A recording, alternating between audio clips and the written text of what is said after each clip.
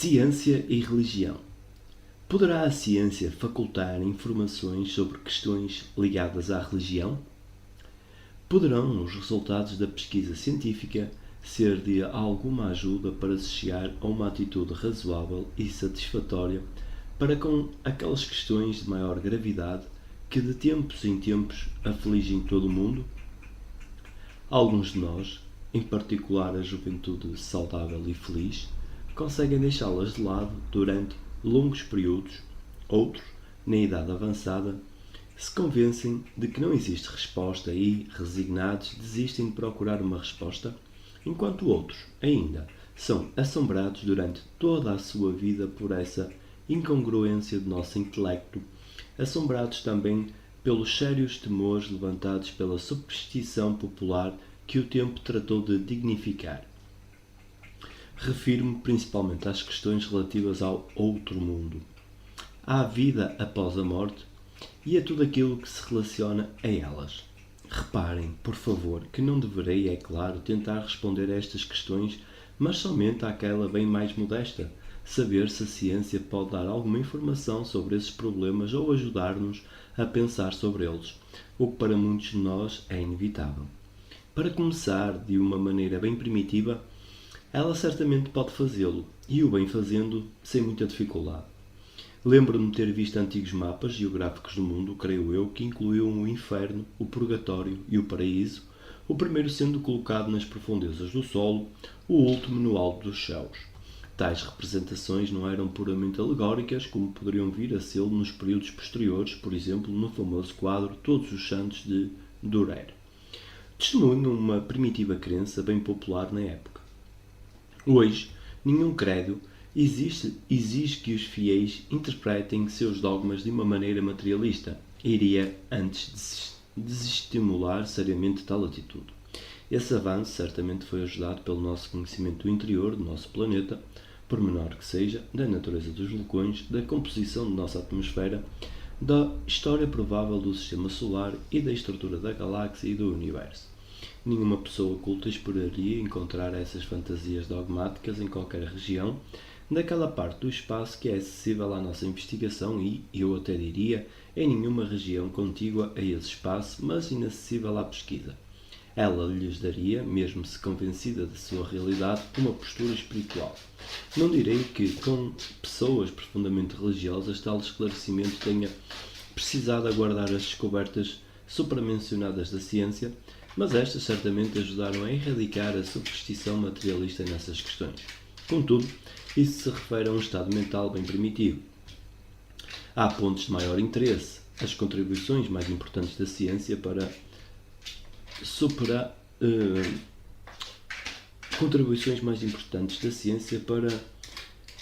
superar as perguntas espinosas. Quem realmente somos? De onde vim e para onde vou? Ou, pelo menos, para tranquilizar nossas mentes, digo, a ajuda mais voltosa que a ciência nos ofereceu para isso é, em minha opinião, a gradual idealização do tempo. Ao pensar sobre isso, os nomes de 3 homens impõem-se-nos, embora muitos outros, inclusive não cientistas, tenham seguindo a mesma trilha, como Santo Agostinho de Hipona e Boécio.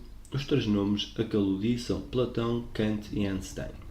Os 2 primeiros não eram cientistas, mas sua forte devoção às questões filosóficas, seu interesse absorvente pelo mundo, vieram da ciência. No caso de Platão, surgiu da matemática e da geometria.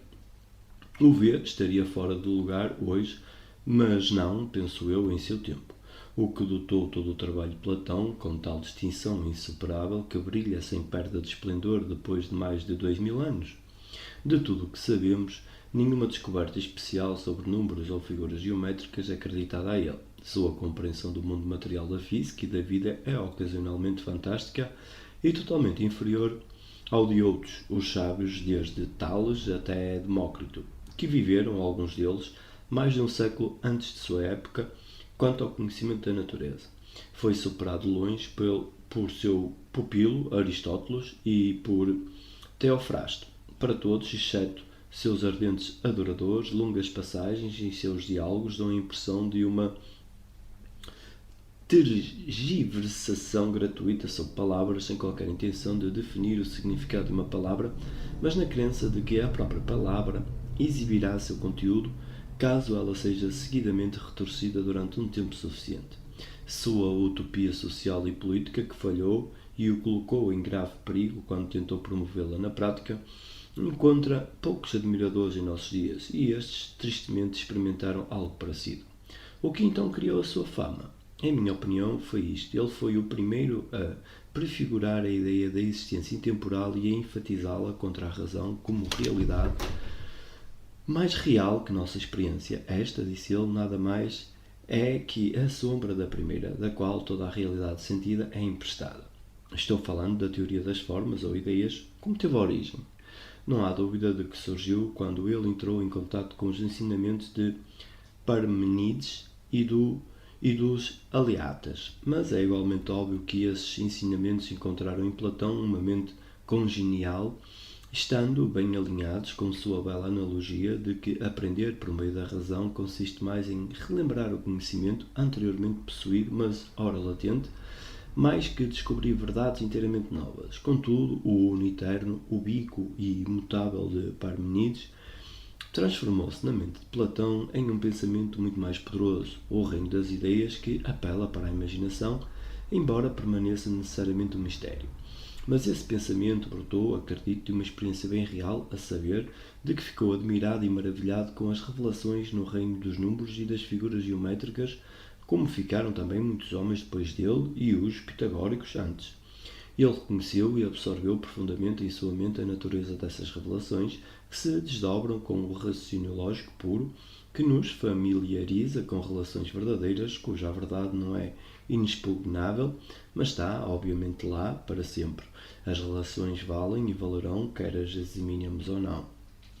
Uma verdade matemática é intemporal, não ganha existência quando a descobrimos. Contudo, sua descoberta é um evento bem real, pode ser uma emoção, como um grande presente de uma fada. As três alturas de um triângulo ABC cruzam-se num único ponto O.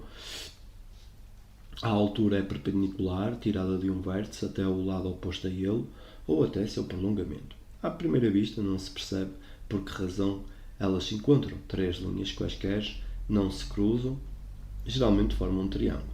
Desenhamos agora, a partir de cada vértice, a paralela ao lado oposto para formar um triângulo maior, ABC. Este consiste de 4 triângulos congruentes. No triângulo maior, as três alturas da ABC são as perpendiculares erguidas no meio de seus lados, suas linhas de simetria. Agora, aquela erguida em C deve conter todos os pontos que estejam à mesma distância, tanto a partir de A como a partir de B. Aquela erguida em B contém todos aqueles pontos que estejam à mesma distância, tanto a partir de A como a partir de C. O ponto onde essas duas perpendiculares se encontram está, portanto, à mesma distância de todos os três vértices A, B, C e D, portanto, também está situado na perpendicular erguida em A, pois esta contém todos os pontos que estão à mesma distância de B e de C. Como veem, geralmente existe mais de uma solução. O teorema se chama Teorema de Goldbach e acredita-se que seja verdadeiro, embora não tenha sido demonstrado. Somando os números ímpares consecutivos, partindo primeiro precisamente do 1, depois 1 mais 3 igual a 4, depois 1 mais 3 mais 5 igual a 9, depois 1 mais 3 mais 5 mais 7 igual a 16. Sempre se obtém um número quadrado. De fato, obtém-se desta forma todos os números quadrados, sempre o quadrado do número de números ímpares somados. Para aprender a generalidade desta relação, pode-se substituir na soma os comandos de cada par que esteja equidistante do meio, portanto, o primeiro e o último. Depois o primeiro após o primeiro e o último menos 1, etc.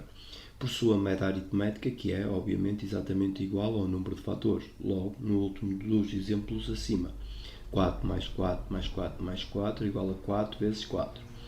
Voltamos agora a Kant. Tornou-se um lugar comum dizer que ele ensinou a idealidade do espaço e do tempo e que isso era uma parte fundamental, se não a mais fundamental dos seus ensinamentos. Como a maioria de suas ideias, essa idealidade não se pode verificar nem falsear, mas nem por isso perde o interesse, pelo contrário, ganha. Se pudesse ser comprovada ou refutada, seria trivial.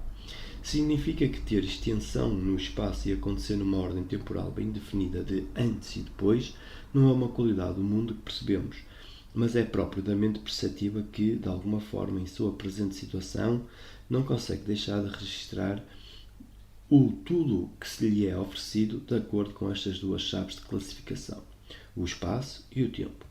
Não significa que a mente compreenda esses esquemas de ordem independentemente e antes de qualquer experiência, mas que não consegue deixar de desenvolvê-los e aplicá-los à experiência quando esta acontece e, particularmente, que esse fato não comprova nem sugere que o espaço e tempo sejam um esquema de ordem inerente àquela coisa em si que, como acreditam alguns, causa a nossa experiência. Não é difícil construir um argumento que mostre que tal coisa é um embuste. Nenhum indivíduo pode fazer uma distinção entre o reino de suas percepções e o reino das coisas que as causam, uma vez que, por mais detalhado que seja o conhecimento que porventura possa ter adquirido sobre todo o episódio, este está ocorrendo somente uma vez, não duas. A duplicação é uma alegoria sugerida principalmente pela comunicação com outros seres humanos e mesmo com animais.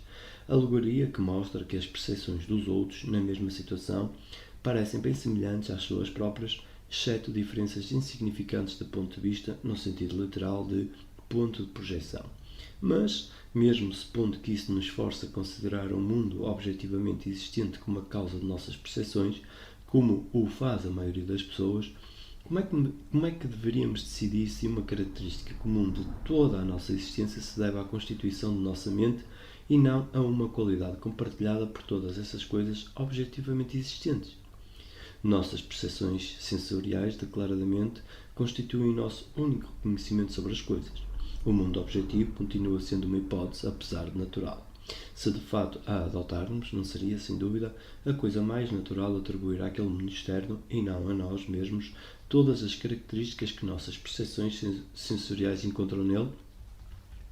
Contudo, a suprema importância da afirmação de Kant não consiste simplesmente em distribuir entre eles, com equidade, papéis da mente e de seu objeto, o mundo no processo pelo qual a mente forma uma ideia do mundo, pois, como acabei de ressaltar, dificilmente será possível discriminar um do outro. O ponto essencial foi formar a ideia de que esta coisa, mente ou mundo, bem, poderá ser capaz de assumir outras formas que não podemos compreender e que não implicam as noções de espaço e tempo.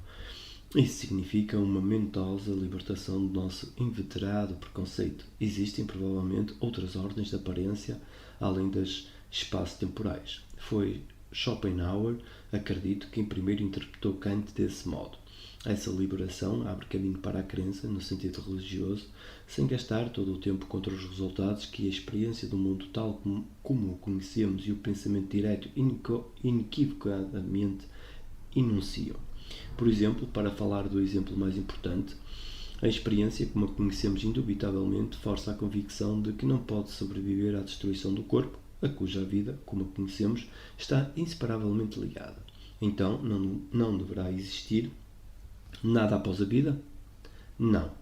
Não da maneira da experiência que conhecemos, que necessariamente ocorre no espaço e no tempo, mas numa ordem de aparência em que o tempo não desempenha nenhum papel. Esta noção de depois não tem qualquer significado. O pensamento puro não pode, é claro, oferecer-nos uma garantia de que existe esse tipo de coisa, mas pode remover os evidentes obstáculos para que o concebamos como possível. É isso o que Kant fez com a sua análise e é aí, em minha opinião, que reside a sua importância filosófica. Passo agora a falar sobre Einstein. No mesmo contexto, a atitude de Kant em relação à ciência era incrivelmente ingênua, como todos concordarão se folhearem seu livro Fundamentos Metafísicos da Ciência.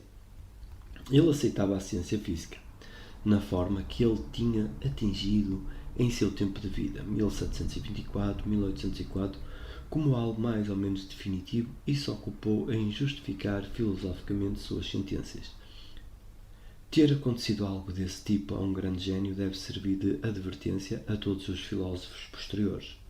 Ele mostraria cabalmente que o espaço era necessariamente infinito e acreditava firmemente que cabia à natureza da mente humana dotá-lo de duas propriedades geométricas resumidas por Euclides. Neste espaço euclidiano, um molúsculo de matéria se movia, isto é, alterava a sua configuração com o passar do tempo. Para Kant, como para qualquer físico de sua época, espaço e tempo eram duas concepções inteiramente diferentes e, portanto, ele não tinha escrúpulos em dominar o primeiro, a forma de nossa intuição externa e tempo, a forma de nossa intuição interna. O reconhecimento de que o espaço infinito euclidiano não é uma maneira inevitável de enxergar o mundo de nossa experiência e que seria melhor considerar espaço e tempo como um contínuo de 4 dimensões pareceu despedaçar o fundamento de Kant, mas de fato não trouxe nenhum dano à parte de maior valor de sua filosofia. Tal reconhecimento coube a Einstein e a vários outros, a Lorentz, Poincaré, Minkowski, por exemplo. O violento impacto de suas descobertas sobre os filósofos, sobre os homens comuns e as senhoras da sociedade deve-se ao fato de eles o terem trazido para o primeiro plano. Mesmo no domínio de nossa experiência, as relações espaço-temporais são muito mais intrincadas do que Kant sonhava que fossem, sendo acompanhado nisso por todos os físicos, homens comuns e senhoras da sociedade. A nossa visão tem seu mais forte impacto sobre a noção de tempo que existia anteriormente. Tempo é a noção de antes e depois. A nova atitude surge das duas raízes que seguem. A noção de antes e depois reside na relação de causa e efeito. Sabemos, ou pelo menos formamos a ideia, que um evento A pode causar ou pelo menos modificar um outro evento B, de tal forma que se A não ocorresse, então B não ocorreria. Pelo menos não na forma modificada. Por exemplo, quando uma granada explode, ela mata o homem que estava sentado sobre ela. Além disso, a explosão é ouvida em lugares distantes. A morte pode ser simultânea à explosão. O ouvir do som num local distante será posterior, mas, certamente, nenhum dos efeitos pode ser anterior. Essa é uma noção básica, de fato, é a única pela qual, também na vida cotidiana, é decidida a questão sobre qual dos dois eventos foi posterior ou, no mínimo, não foi anterior. A distinção repousa inteiramente na ideia de que o efeito não pode preceder à causa. Se tivermos razões para achar que B foi causado por A, ou que pelo menos exibe vestígios de A, ou mesmo se, a partir de uma evidência circunstancial, for concebível que exiba vestígios, então considera-se que B não é anterior a A. Lembrem-se disso, a segunda raiz é a evidência experimental e observacional de que os efeitos não se disseminam com uma velocidade arbitrariamente alta. Existe um limite superior que, incidentalmente, é a velocidade da luz no espaço vazio. Na escala humana, considera-se um valor muito alto, pois daria para dar a volta ao Equador cerca de 7 vezes em um segundo. Bem alto, mas não infinito. Chamemo-lo C. Aceitamos isso como um fato fundamental da natureza. Segue-se então que a mencionada discriminação entre antes e depois, ou mais cedo e mais tarde, baseada na relação de causa e efeito, não é universalmente aplicável, falhando algumas vezes. Isso não é tão facilmente explicável em linguagem não matemática. Não que o esquema matemático seja tão complicado, mas a linguagem cotidiana é prejudicial, pois está de tal forma imbuída da noção de tempo. Não se pode usar um verbo, a palavra em alemão Zeitwort, sem empregá-lo em alguma conjugação. Segue-se a consideração mais simples, mas que se mostrará não totalmente adequada. Seja um evento A, contemplemos, em algum momento posterior, um evento B, fora da esfera do raio CT, em volta de A. Logo, B não pode exibir qualquer vestígios de A, nem, é claro, A de B. Portanto, nosso critério falha. Pela linguagem que empregamos, supusemos, é claro, que B é posterior, mas estaríamos certos quanto a isso, já que o critério falha de qualquer modo? Contemplemos em um momento anterior, através de ter um evento B fora daquela mesma esfera. Nesse caso, exatamente como antes, nenhum vestígio de B pode ter atingido A. E, claro, nenhum vestígio de A pode ser exibido em B. Assim, em ambos os casos, existe a mesma relação de não interferência mútua. Não existe diferença conceitual entre as classes B e B com respeito à sua relação causa-efeito com A. Assim, se quisermos fazer dessa relação e não de um preconceito linguístico, a base do antes e depois, então B e B, formarão uma classe de eventos que não é anterior e nem posterior a A. A região do espaço-tempo ocupada por essa classe é chamada região de simultaneidade potencial, com respeito ao evento A. Essa expressão é empregada porque sempre é possível adotar uma estrutura de espaço-tempo que torne A simultâneo de um B ou um B particular selecionado. Essa foi a descoberta de Einstein, que recebe o nome de Teoria da Relatividade Restrita de 1905. Hoje em dia, essas coisas se tornaram realidade muito concreta para nós, físicos.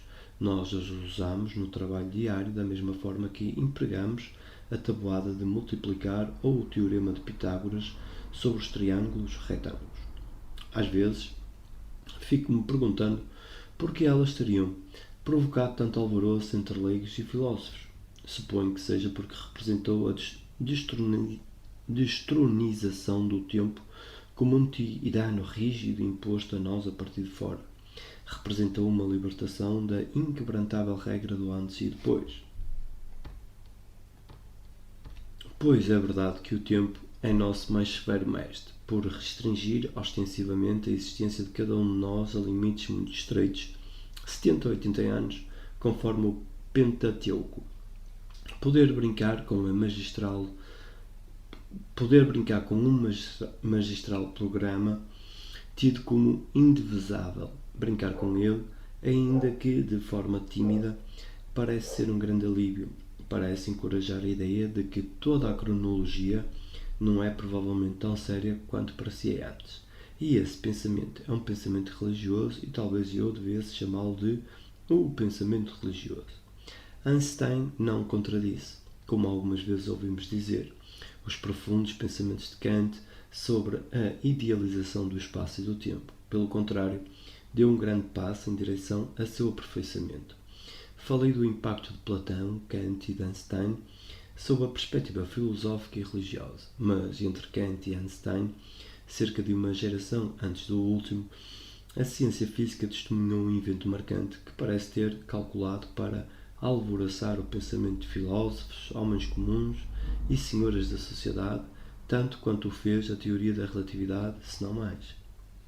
Isso só não aconteceu, acredito, devido ao fato de que essa mudança de visão é ainda mais difícil de entender e foi, portanto, percebida por muitos poucos entre essas três categorias de pessoas e, no máximo, por um ou outro filósofo. O evento está ligado aos nomes do norte-americano Willard Gibbs e do austríaco Ludwig Boltzmann. Vou agora falar um pouco a respeito disso.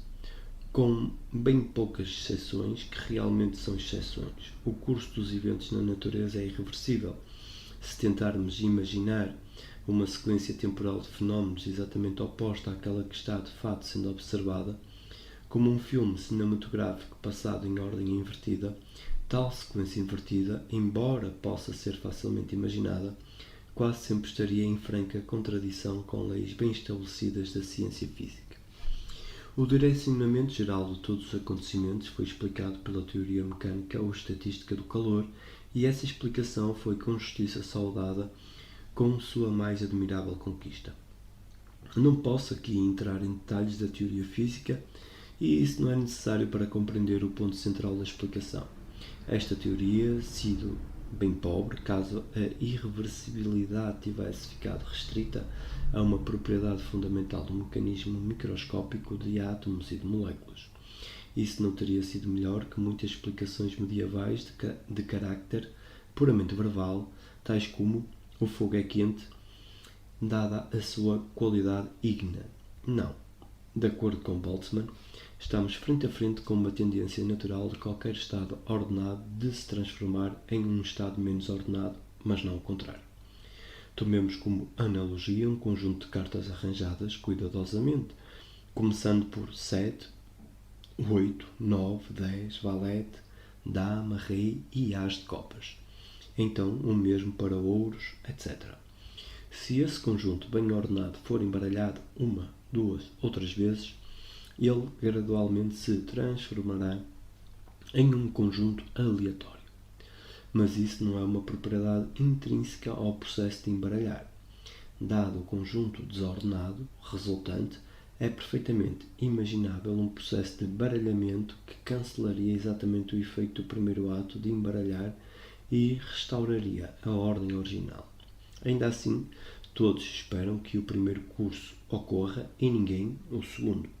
De fato, teríamos de esperar muito para que ele ocorresse por acaso.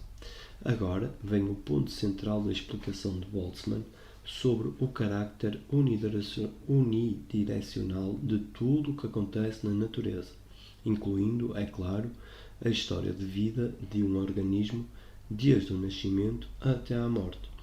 Sua grande virtude está em que a seta do tempo, tal como Eddington a chamou, não está nos mecanismos de interação representados em nossa analogia pelo ato mecânico de embaralhar. Esse mecanismo é tão inocente quanto qualquer noção de passado e de futuro é em si mesmo completamente reversível, e a seta, a noção mesma de passado e de futuro, resulta de considerações estatísticas. Em nossa analogia das cartas, o ponto é que existe apenas um ou alguns poucos arranjos bem ordenados de cartas, mas bilhões de desordenados. Mesmo assim, a teoria tem recebido continuada oposição, ocasionalmente por pessoas muito capazes. A oposição se resume a: afirma-se que a teoria é inconsistente do ponto de vista lógico, pois, assim se afirma, se os mecanismos básicos não distinguem entre duas direções do tempo, funcionando de forma perfeitamente simétrica a esse respeito, como pode, a partir da sua cooperação, resultar o comportamento do todo, um comportamento integrado, fortemente tendente a uma direção? Seja o que for que valha para essa direção, deve valer igualmente bem para a aposta. Se esse argumento é válido, parece ser fatal, pois se dirige ao ponto considerado a principal virtude da teoria: a derivação de eventos irreversíveis a partir de mecanismos básicos reversíveis. O argumento é perfeitamente válido, embora não fatal. Ele é legítimo ao afirmar que o que vale para uma direção deve também valer para a direção oposta do tempo, que desde o início é introduzido como uma variável perfeitamente simétrica. Mas não se deve saltar para a conclusão de que ele vale em geral para ambas as direções. Em uma expressão mais cautelosa, deve dizer que, em qualquer caso particular, ele vale para uma ou para outra direção.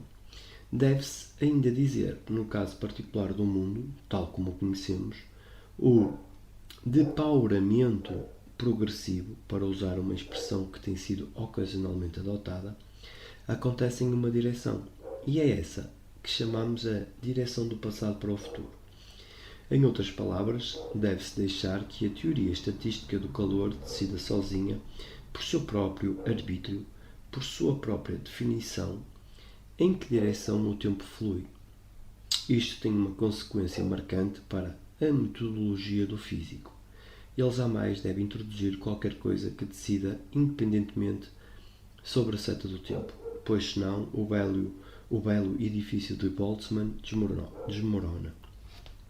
Poder-se-ia temer que em sistemas físicos diferentes a definição estatística do tempo nem sempre resultasse na mesma direção do tempo.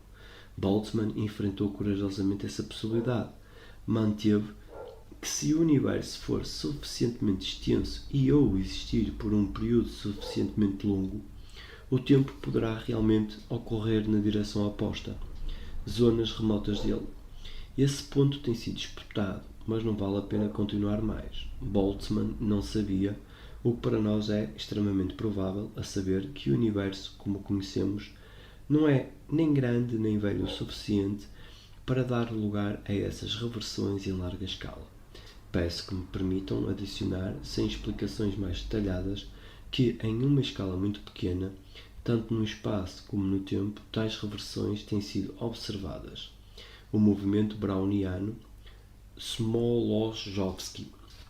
Em meu ponto de vista, a teoria estatística do tempo tem um impacto ainda mais forte sobre a filosofia do tempo do que o da teoria da relatividade. Esta, por mais que seja revolucionária, deixa intocado o fluxo não direcional do tempo, o qual ela pressupõe, enquanto a teoria estatística o constrói a partir da ordem dos eventos. Isso significa uma libertação da tirania do velho Cronos.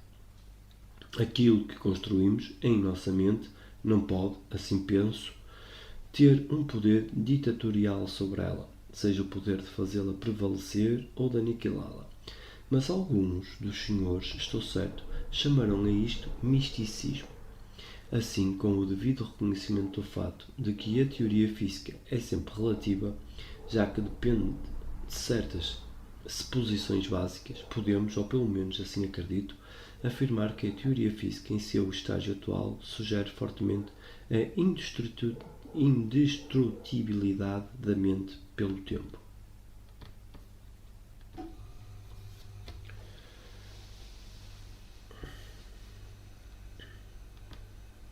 O mistério das qualidades sensoriais. Neste último capítulo, desejo demonstrar com um pouco mais de detalhe o bastante estranho estado de coisas já notado em um famoso fragmento de Demócrito de Abdera, o estranho fato de que, por um lado, todo o nosso conhecimento do mundo que nos cerca, tanto o obtido na vida cotidiana como o revelado pelos mais cuidadosos e detalhadamente planejados experimentos de laboratório, repousa inteiramente em nossa percepção sensorial imediata, enquanto, por outro lado, esse conhecimento falha em nos revelar as relações entre as percepções sensoriais e o mundo externo, de tal forma que na imagem ou modelo que formamos do mundo externo, guiados por nossas descobertas científicas, todas as qualidades sensoriais estão ausentes. Enquanto a primeira parte da afirmação é, acredito, facilmente aceita por todos, a segunda metade não é talvez tão frequentemente percebida, simplesmente porque o não cientista tem, normalmente, uma grande reverência pela ciência e acredita a nós, cientistas, a capacidade de, através de nossos métodos fabulosamente refinados, compreender aquilo que, por sua própria natureza, nenhum ser humano pode possivelmente compreender nem jamais compreenderá. Se você perguntar a um físico qual sua ideia sobre a luz amarela, ele lhe dirá que ela é formada de ondas eletromagnéticas transversais cujo comprimento de onda está na casa dos 590 milimicrons. Se você lhe perguntar, mas onde entra o amarelo, ele lhe dirá, em meu quadro, absolutamente não entra. Mas esse tipo de vibração, quando atinge a retina de um olho sadio, dá ao dono do olho a sensação de amarelo. Se a indagação prosseguir, você poderá ouvir que diferentes comprimentos de onda produzem diferentes sensações de cor, mas nem todos o fazem, apenas aqueles entre 800 e 400. Para o físico, as ondas do infravermelho, mais que 800, e do ultravioleta, menos que 400, constituem o mesmo tipo de fenômeno que os da região entre 800 e 400, às quais o olho é sensível. Como essa seleção peculiar aconteceu? Trata-se obviamente de uma adaptação à luz solar, que é mais forte nesta zona de comprimentos de onda, e decai em ambos os extremos. Além disso, a sensação de cor intrinsecamente mais brilhante, o amarelo, é encontrada no local, dentro da dita zona, em que a radiação solar atinge seu máximo, um verdadeiro pico. Podemos ainda perguntar, a radiação na vizinhança do comprimento de onda de 590 é a única a produzir a sensação de amarelo? A resposta é, absolutamente não. Se ondas de 760, que por si produzem a sensação de vermelho, forem misturadas com uma proporção definida de ondas de 535, que por si produzem a sensação de verde, a mistura produz um amarelo que é indistinguível daquele produzido por 590. Dois campos adjacentes iluminados, um pela mistura e o outro pela luz pura do espectro, terão aparência exatamente igual, não sendo possível dizer qual é qual. Isso poderia ser previsto a partir dos comprimentos de onda? Existe uma conexão numérica entre essas características físicas objetivas das ondas? Não. Evidentemente, um gráfico de todas as misturas desse tipo foi desenhado empiricamente, é chamado de triângulo de cores. Mas ele não tem uma conexão simples com os comprimentos de onda. Não existe uma regra geral que diga que a mistura de duas luzes espectrais case com uma entre elas. Por exemplo, uma mistura de vermelho e azul das extremidades do espectro resulta em roxo, que não é produzido por nenhuma luz espectral. Além disso, o gráfico, o triângulo de cores, varia ligeiramente de uma pessoa para outra, e difere consideravelmente para algumas pessoas, chamadas tricromáticos anómalos, que não são daltónicos. A sensação de cor não pode ser explicada pelo quadro objetivo que o físico faz das ondas luminosas. Poderia o fisiologista explicá-la, se tivesse um conhecimento mais completo do que o que possui sobre os processos na retina e os processos nervosos disparados por eles nos feixes de nervos ópticos e no cérebro? Não acho possível. Poderíamos no máximo chegar a um conhecimento objetivo de quais fibras são excitadas e em que proporção, talvez mesmo saber exatamente que processos elas produzem em certas células do cérebro. Sempre que a mente registrar a sensação de amarelo em uma direção ou domínio particular de nosso campo visual. Mas mesmo um conhecimento tão detalhado nada nos informaria sobre a sensação de cor, mais particularmente, do amarelo, pois é concebível que os mesmos processos fisiológicos possam resultar na sensação de doce ou de qualquer outra coisa.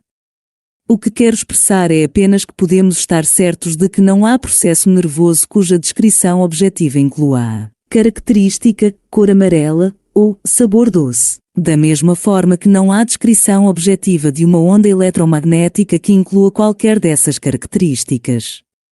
O mesmo vale para outras sensações. E bastante interessante comparar a percepção de cor, que acabamos de examinar, com a de som. Este é normalmente trazido a nós por ondas elásticas de compressão e de dilatação, propagadas pelo ar.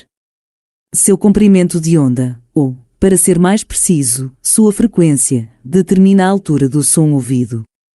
Note-se que a relevância fisiológica diz respeito a frequências, não ao comprimento de onda, como também acontece no caso da luz, na qual, no entanto, frequências e comprimento de onda são virtualmente recíprocos, exatos um do outro, já que as velocidades de propagação no espaço vazio e no ar não diferem perceptivelmente. Não preciso lhes dizer que a gama de frequências do som audível é muito diferente daquela da luz visível. Varia de 12 ou 16 por segundo a 20.000 ou 30.000 por segundo, enquanto a da luz é da ordem de muitas centenas de bilhões. A gama relativa, por outro lado, é muito maior para o som, pois engloba cerca de 10 oitavas, contra uma no máximo da luz visível. Além disso, muda conforme o indivíduo, especialmente com a idade. O limite superior é regular e consideravelmente reduzido, conforme a idade avança. Mas o fato mais incrível acerca do som é que uma mistura de várias frequências distintas nunca se combina para produzir exatamente uma altura intermediária, que poderia ser produzida por uma frequência intermediária. Em larga medida, as alturas superpostas são percebidas separadamente, mesmo que simultâneas, especialmente por pessoas muito musicais. A mistura de muitas notas altas, harmônicos, de várias qualidades e intensidades resulta no que é chamado de timbre, Klangfarbe, em alemão, através do qual aprendemos a distinguir um violino, uma corneta, um sino, um piano.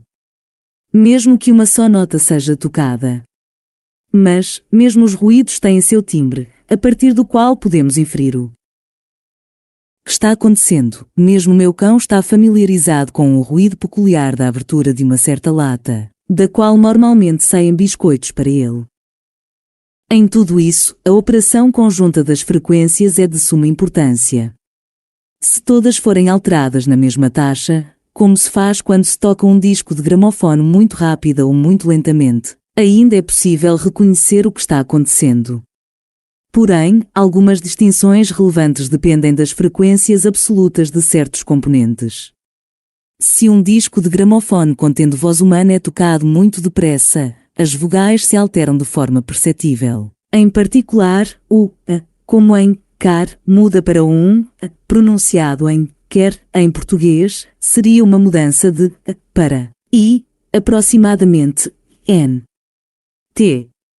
Uma gama contínua de frequências é sempre desconfortável, seja ela dada como uma sequência, como produzida por uma sirene ou por um gato a miar, ou simultaneamente, o que é difícil de implementar, exceto talvez por um conjunto de sirenes ou por um conjunto de gatos enalando. Isso é, de novo, completamente diferente do caso da percepção da luz.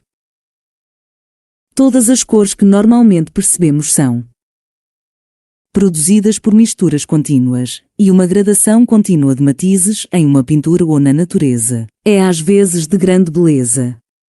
As principais características das percepções sonoras são bem compreendidas por meio dos mecanismos do ouvido, dos quais temos um conhecimento mais seguro e superior do que o da química da retina.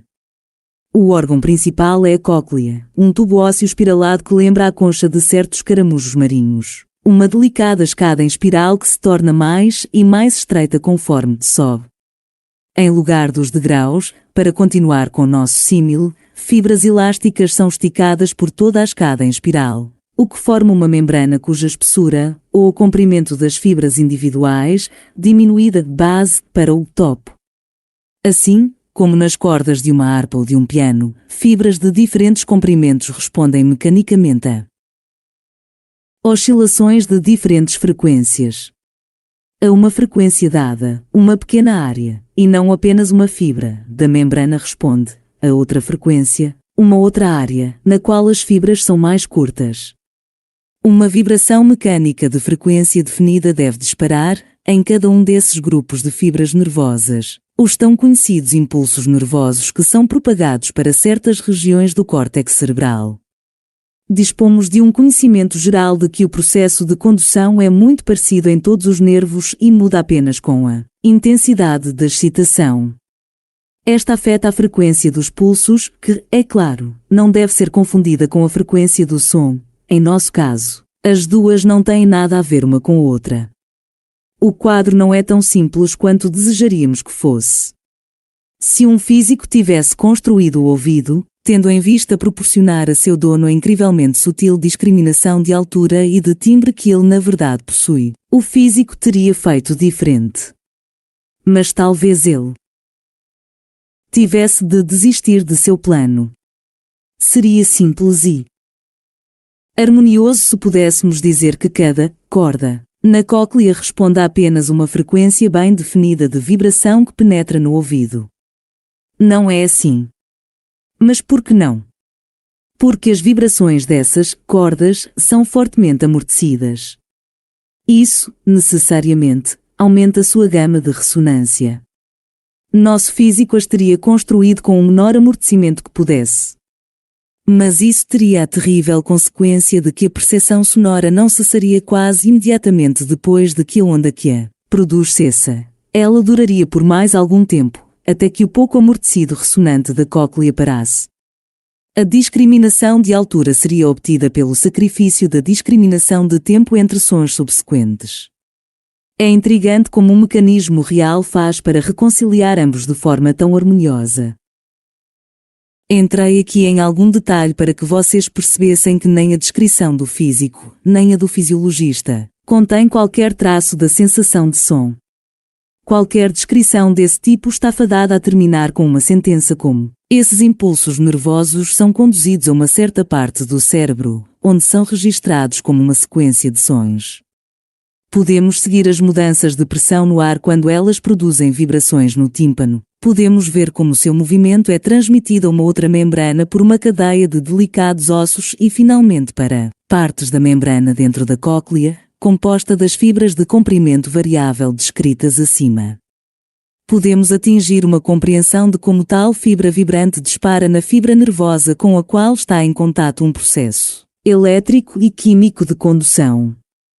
Podemos seguir essa condução até o córtex cerebral e podemos mesmo obter algum conhecimento de alguns dos eventos que ali ocorrem, mas em nenhum ponto iremos dar com esse registro de som, que simplesmente não está contido em nosso quadro científico, estando apenas na mente da pessoa de cujo ouvido e cérebro estamos falando.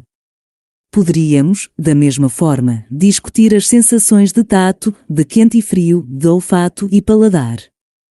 Os dois últimos, os sentidos químicos, como são algumas vezes chamados, o olfato permitindo o exame de gases, e o paladar, o de fluidos, têm em comum com a sensação visual que, a um infinito número de estímulos, eles respondem com uma variedade restrita de qualidades sensoriais. No caso do paladar, amargo, doce, azedo, salgado e suas misturas peculiares. O olfato é, acredito, mais variado que o paladar, particularmente em alguns animais, é muito mais refinado do que no homem. As características objetivas de um estímulo físico ou químico, que modificam marcadamente a sensação, parecem variar enormemente dentro do reino animal. As abelhas, por exemplo, têm uma visão de cor que penetra o ultravioleta. São autênticas bicromáticas e não dicromáticas, como pareciam ser em experimentos antigos, que não levavam em conta o ultravioleta. É de particular interesse que as abelhas, como mostrou von Fries, de Munique, há pouco tempo, sejam peculiarmente sensíveis a traços de polarização da luz. Isso as auxilia em sua orientação com respeito ao Sol de uma maneira tão elaborada quanto intrigante. Para um ser humano, mesmo a luz completamente polarizada é indistinguível da luz comum, não polarizada. Descobriu-se que os morcegos são sensíveis a vibrações de frequência extremamente alta, ultrassom, muito além do limite superior da audição humana. Eles mesmos as produzem, usando-as como um tipo de radar, para evitar obstáculos.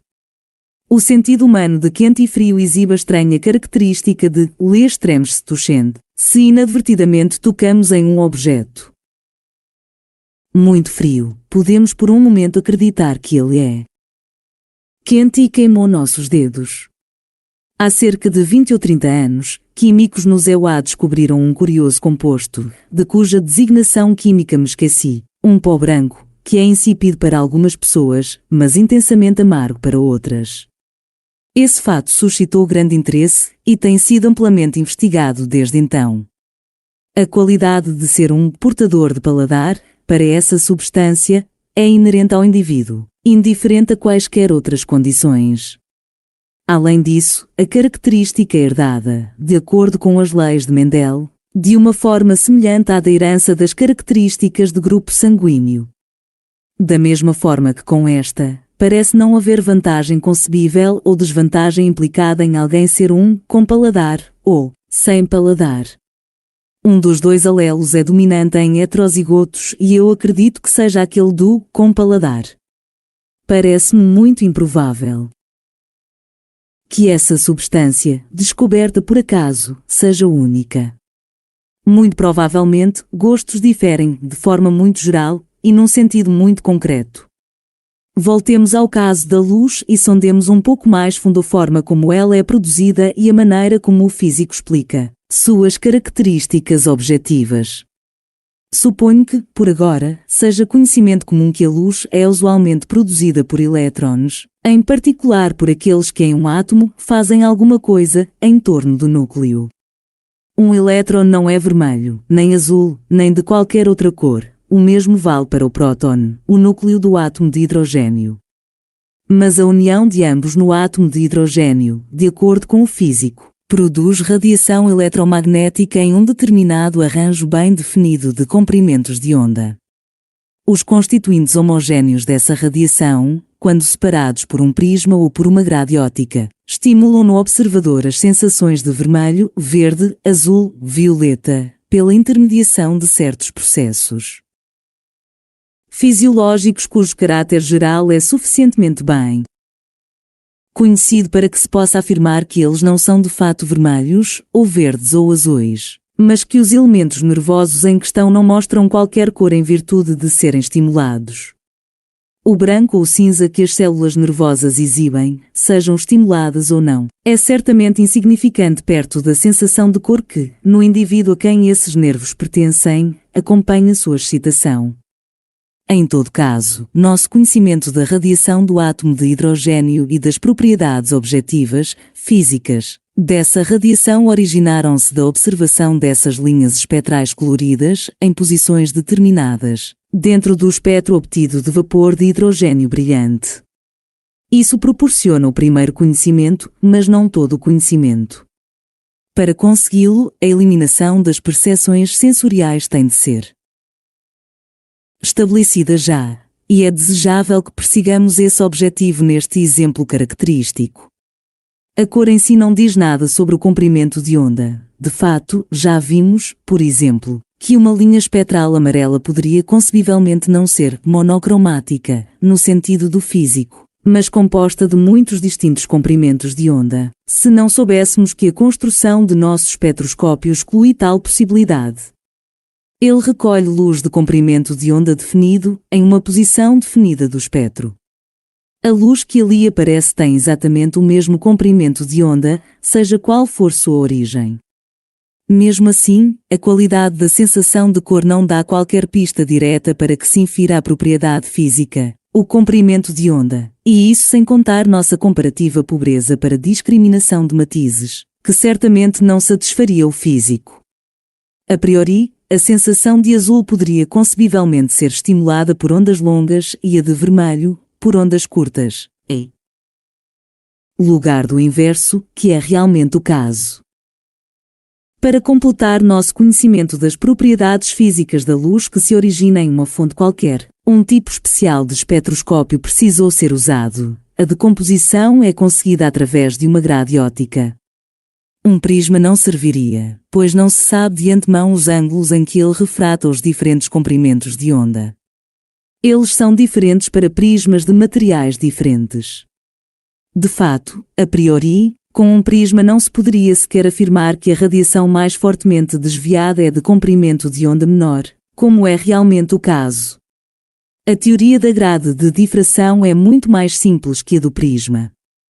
A partir de uma suposição básica acerca da luz, meramente que ela é um fenômeno ondulatório, pode-se, se tiver medido o número por polegada de orifícios equidistantes na grade, usualmente, da ordem de muitos milhares, dizer o ângulo exato de desvio para um dado comprimento de onda e, portanto, inversamente, inferir o comprimento de onda a partir da constante da grade e do ângulo de desvio. Em certos casos, notavelmente nos efeitos Zeeman e Stark, algumas das linhas espectrais são polarizadas. Para completar a descrição física nesse aspecto, no qual o olho humano é inteiramente insensível, coloca-se um polarizador, um prisma de Nicol, no caminho do feixe antes de decompô-lo. Ao se rodar lentamente o Nicol em torno de seu eixo, certas linhas são extintas ou reduzidas a seu brilho mínimo para certas orientações do Nicol, o que indica a direção, ortogonal ao feixe, de sua polarização total ou parcial. Uma vez que toda a técnica está desenvolvida, ela pode ser estendida para muito além da região do visível. As linhas espectrais de vapores incandescentes não estão de forma alguma restritas à região do visível, que não pode ser distinguida fisicamente. As linhas formam uma série longa, teoricamente infinita. Os comprimentos de onda de cada série estão relacionados por uma lei matemática relativamente simples, peculiar a ela. Vale uniformemente em toda a série, sem qualquer distinção quanto à parte da série que acontece estar na região visível. Essas leis quanto às séries foram encontradas primeiro empiricamente, mas são agora compreendidas teoricamente. Naturalmente, fora da região visível, uma chapa fotográfica deve substituir os olhos.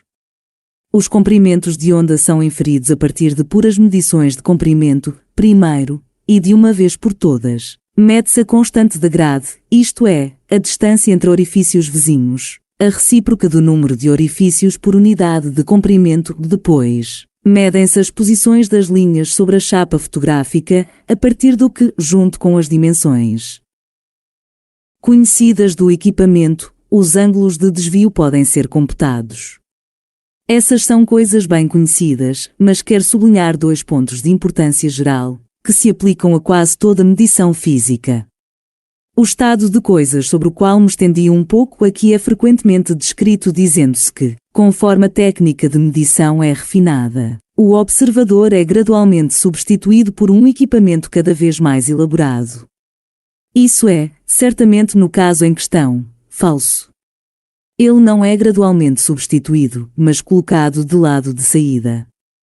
tentei explicar que a colorida impressão que o observador tem do fenômeno não lhe dá a menor pista quanto à sua natureza física. A técnica de projetar uma grade e medir certos comprimentos e ângulos tem de ser introduzida mesmo antes que o mais precário conhecimento qualitativo daquilo que chamamos natureza física objetiva da luz e de seus componentes físicos possa ser obtido. E esse é um passo relevante.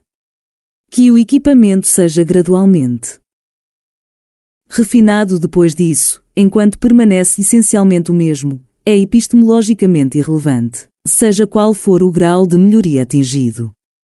O segundo ponto é que o observador nunca é inteiramente substituído por instrumentos, pois, se fosse, não poderia obter qualquer conhecimento. Ele teve de construir o instrumento e, seja durante a construção, seja depois, precisou fazer cuidadosas medições de suas dimensões e checar suas partes móveis, por exemplo, um braço de suporte que se move em torno de um pino cônico e desliza ao longo de uma escala circular de ângulos, a fim de poder asseverar que o movimento é exatamente o pretendido.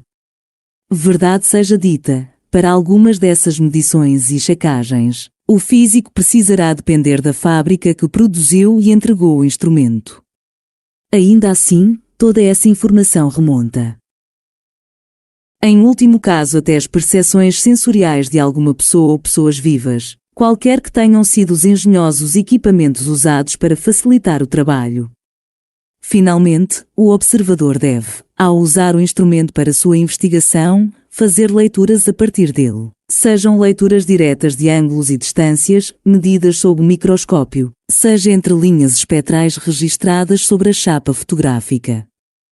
Muitos equipamentos auxiliares podem facilitar seu trabalho, por exemplo, o registro fotométrico feito através da transparência da placa, que fornece um diagrama aumentado no qual as posições das linhas podem ser facilmente lidas.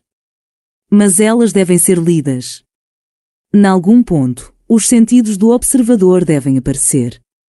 O registro mais cuidadoso, se não inspecionado, nada nos diz. Assim, chegamos a esse estranho estado de coisas. Embora a percepção sensorial direta do fenômeno nada nos diga acerca de sua natureza física objetiva, ou daquilo que usualmente chamamos assim, e deva ser de saída descartada como fonte de informação, ainda assim o quadro teórico que obtemos deverá no fim de contas repousar inteiramente sobre uma complicada malha de distintas informações, todas elas obtidas por percepção sensorial direta. O quadro reside nelas, deve ser montado a partir delas, mas não se pode dizer que as contém. Ao usar o quadro, normalmente nos esquecemos delas, exceto na forma muito geral de que sabemos que nossa ideia de onda luminosa não é a invenção casual de um doido, mas é baseada em experimentos. Fiquei surpreso quando descobri sozinho que esse estado de coisas era claramente entendido pelo grande Demócrito. No V século a.C., ele, que não tinha conhecimento de quaisquer equipamentos de medição física nem remotamente comparáveis àqueles sobre os quais venho-lhes falando, e que são na verdade os mais simples entre os usados atualmente. Galeno nos preservou um fragmento de Elis, fragmento 125. No qual Demócrito introduz o intelecto em plena discussão com os sentidos acerca de o que é real. O primeiro diz, existe ostensivamente cor, existe ostensivamente doçura, ostensivamente amargor, e na verdade apenas átomos no vácuo, ao que os sentidos respondem, pobre intelecto, esperas derrotar-nos ao mesmo tempo que tomas de nós tua evidência? Tua vitória é tua derrota. Neste capítulo, tentei, através de exemplos simples, tomados da mais humilde das ciências, a saber, a física, contrastar dois fatos gerais, a, que todo conhecimento científico está baseado na percepção sensorial, e, b, que, apesar disso, a visão científica assim formada dos processos naturais carece de todas as qualidades sensoriais e, portanto, não pode dar conta das mesmas. Permitam-me concluir com uma observação geral. Teorias científicas são úteis para facilitar o exame de nossas observações e achados experimentais. Todo cientista sabe o quão difícil é memorizar um grupo moderadamente extenso de fatos antes que ao menos algum quadro teórico acerca deles tenha sido formado. Não é, portanto, de estranhar, e de forma alguma deve-se censurar os autores de ensaios originais ou de livros-texto, que depois que uma teoria razoavelmente coerente tenha sido formada, eles não descrevam os fatos nos que encontraram ou que desejam levar ao leitor, mas os vistam na terminologia daquela teoria ou teorias. Esse procedimento, ao mesmo tempo em que é útil para que memorizemos os fatos em um padrão bem ordenado, tende a obliterar a distinção entre as observações reais e a teoria que vem delas. E, uma vez que as primeiras sempre são algum tipo de qualidade sensorial, facilmente se pensa que as teorias dão conta. Fragmentos autobiográficos. Vivi longe do meu melhor amigo, na verdade, o único amigo íntimo que já tive, durante a maior parte de minha vida. Talvez seja por isso que muitas vezes eu tenha sido acusado de ser um flertador e não um verdadeiro amigo. Ele estudou biologia, botânica, para ser exato, eu, física. E muitas noites vagueávamos para cá e para lá, entre a Glocksgasse e Schüsselgasse, entretidos em conversas filosóficas. Mal sabíamos então que aquilo que nos parecia original já tinha ocupado grandes mentes por séculos. Não é verdade que os professores fazem sempre o máximo para evitar esses tópicos, por temerem que possam entrar em conflito com as doutrinas religiosas e suscitar perguntas inquietantes? Este é o principal motivo por eu me voltar contra a religião, que nunca me fez nenhum mal. Não tenho certeza se foi logo depois da Primeira Guerra Mundial ou durante a época em que passei em Zurique, em 1921-1927, ou mesmo mais tarde em Berlim, 1927-1933, que, uma vez mais, Franzel e eu passamos uma longa noite juntos. Às primeiras horas da manhã ainda nos encontrávamos conversando em um café na periferia de Viena, e ele parecia ter mudado muito com os anos. Afinal, nossas cartas tinham sido poucas, distanciadas e de muita pouca substância. Eu deveria ter tido antes que também passávamos nosso tempo juntos lendo Richard Semon. Nunca antes ou além disso li com outra pessoa um livro sério. Richard Semon foi logo banido pelos biólogos, pois os seus pontos de vista, tais como os biólogos os viam, eram baseados na herança de caracteres adquiridos. Assim seu nome foi esquecido. Anos depois encontrei-o em um livro, Human Knowledge, de Bertrand Russell, que dedicou um cuidadoso estudo a esse genial biólogo, destacando a importância de sua teoria de Menem. Franzel e eu não nos vimos novamente até 1956. Dessa vez foi um breve encontro em nosso apartamento em Viena, com outras pessoas presentes, de tal forma que esses 15 minutos mal merecem ser mencionados. Franzel e a sua esposa viviam além da fronteira, de nossa fronteira do norte, sem ser, ao que parece, incomodados pelas autoridades. Ainda assim, deixar o país tornou-se muito difícil. Nunca mais nos encontramos. 2 anos depois, ele morreu subitamente. Hoje, ainda mantenho amizade com os seus simpáticos sobrinho e sobrinha, filhos de seu irmão favorito, Silvio. Este, o caçula da família, era médico em Krems, onde fui visitá-lo quando retornei à Áustria, em 1956. Ele devia já estar muito doente, pois morreu pouco depois. Um dos irmãos de Franzel, e ainda vive, e é um respeitado cirurgião em Klagenfurt, uma vez e me levou para o Einser, e mais viu-me voltar a sala. Receio que tenhamos perdido contacto dado as nossas diferentes visões do mundo. Logo depois de eu entrar para a Universidade de Viena em 1906, a única universidade da qual já fiz parte, o grande Ludwig Boltzmann encontrou o seu triste fim em Duino. Até hoje recordo as claras, precisas e ainda assim entusiásticas palavras com que Fritz Eisendorf descreveu-nos o trabalho de Boltzmann.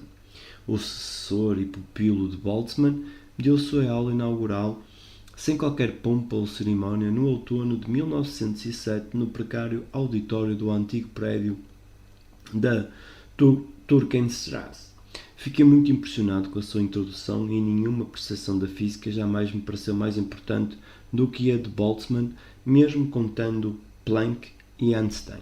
Incidentalmente, os primeiros trabalhos de Einstein antes de 1905 mostram o quanto ele era fascinado com o trabalho de Boltzmann. Ele foi o único a dar um passo adiante ao inverter a equação de Boltzmann. Nenhum outro ser humano teve tão grande influência sobre mim quanto Fritz Hasenauer, exceto meu pai Rudolf, quem, durante os muitos anos que vivemos juntos, introduziu-me nas conversas acerca de seus variados interesses. Falarei acerca disso mais tarde. Enquanto eu ainda era estudante, fiz amizade com Hans Thring, o que se revelou ser um relacionamento duradouro. Quando Hasenauer foi morto em ação em 1906, Hans Thring tornou-se seu sucessor.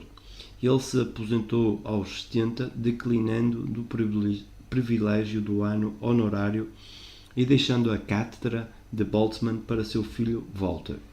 Depois de 1911, quando eu era assistente de Exner, conheci Kohlhaas e outra longa amizade começou. Kohlhaas fez o seu nome ao provar experimentalmente as chamadas flutuações de Schwedel. Um ano antes de estourar a Primeira Guerra Mundial, trabalhámos juntos na pesquisa sobre radiações secundárias que produziam, no menor ângulo possível, em pequenas placas de diferentes materiais, um feixe misto de raios gama. Aprendi duas coisas nesses anos. Primeiro, de que não sou feito ao trabalho experimental. E segundo, que o meu entorno e as pessoas que faziam parte dele já não eram capazes de fazer progressos experimentais em grande escala. Havia muitas razões para isso, e uma delas era que, na velha e charmosa Viena, pessoas bem-intencionadas mas estúpidas eram colocadas frequentemente por idade em posição-chave, impedindo assim qualquer progresso. Se ao menos se houvesse percebido que era necessário ter personalidades de grande capacidade intelectual, mesmo que tivessem de ser trazidas de longe, as teorias acerca da eletricidade atmosférica e da radiatividade foram ambas originalmente desenvolvidas em Viena. Mas qualquer um que quisesse se dedicar realmente ao seu trabalho devia seguir essas teorias onde quer que fossem. Heinz Meitner, por exemplo, deixou Viena e foi para Berlim.